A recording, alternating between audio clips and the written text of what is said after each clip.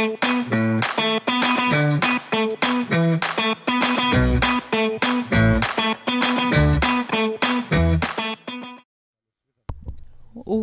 to Elafonisos.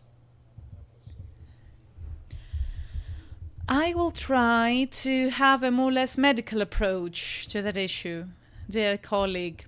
Let's say we have a patient. It all starts out with a diagnosis, seeing whether there is actually a problem in our planet. Indeed, it is beyond doubt that we are being faced with a climate crisis. It's not something that will come eventually, it's already here. We witness that through the extreme weather phenomena, the floods, and so on and so forth. Okay, the diagnosis is there, and I believe we all agree on the diagnosis. Now, let's move on to the difficult part, which has to do with how we can treat and heal and cure this patient. All physicians know that when we administer medicine, we might not only benefit the patient, even a simple painkiller might have a detrimental effect to a certain degree to our patient. This is why we want to keep all interventions to a minimum. The same happens here. It is true that in order to deal with this issue and cure the patient, a very delicate balance must be preserved. And why is that? Because we need to find the right balance across three sectors: the human, the society, the human society, the environment, and the economy. Those are the three sectors. We won't be able to come across a solution if we're unable to meet the needs of one of those three aspects. And this is why it's so difficult to come up with a solution. Let me give you an example.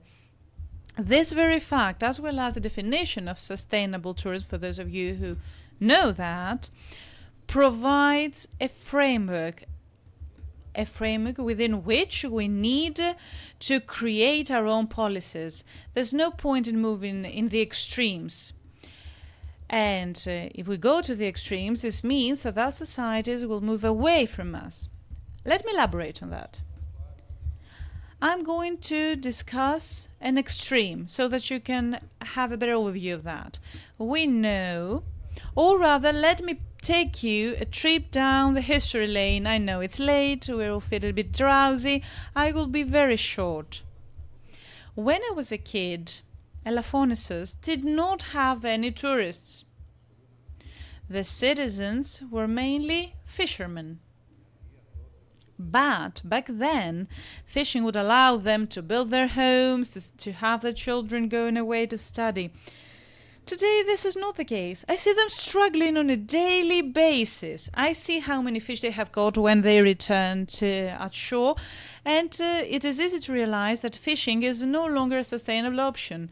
So, since 1994 and on, the citizens of Elafonisos, in order to prevent them from having to migrate to Australia or even to Athens, revisited their occupation paradigm, and they started getting involved in the tourism sector, especially after 2000, when the road network was improved and further built, meaning that this gave an extra boost to attracting tourism on the island.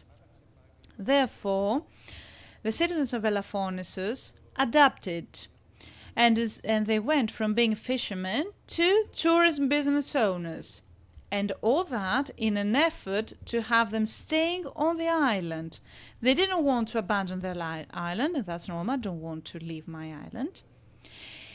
If we take the tourism aspect aside, it's like chasing all citizens of Elafonisos away because they no longer have a means to make ends meet, to make a living. And this is where the economy concept steps in, because we need to consider all the aspects. This goes beyond the environment, the humans, the economy. We cannot have all those things unless we have a robust and sustainable economy. So we cannot chase tourists away. Control tourism? Yes. No tourism at all? That's a no-no. I'm saying that in order to give you an overview of what extreme policy is all about. what the ecological impact on the island would be if none of us was here. We would have zero impact. That's what we want? No. So we realize that the answer is the following quote, all in good measure. This is where I would like to focus in order to ensure that both the society accepts us. Let me say that the only Elafonisos citizen here is myself. I think that's food for thought and concern. Like I said, it's not well going to the extreme. In order for the society to accept us, they need to realize that we are advocates of the all in good measure motto. I would also like to say a few things about the lionfish, and I will approach that as a doctor as well. Cancer, and I might call that a cancer of the sea. Cancer, by definition, is the uncontrolled proliferation of cells. The same happens with lionfish. The fact that we have a lionfish manifestation in the Greek Sea is not detrimental on its own. That's not the problem. The problem is the uncontrolled proliferation of that species. This is what creates a problematic situation. The same happens in the case of cancer. It proliferates in an uncontrolled way without having something to inhibit or prevent that, and this is why we have this feedback phenomenon. Now, I agree with what is said about the lionfish. I had my own concerns, but over the past years, Enrico has convinced me. I have tasted it a few times. I was rather hungry. That's why I tasted it. I am an amateur fisherman. I can also consume other fish. Anyway, I said, okay, why not give it a try? And I am a firm believer of the fact that it can be part of our nutrition and diet.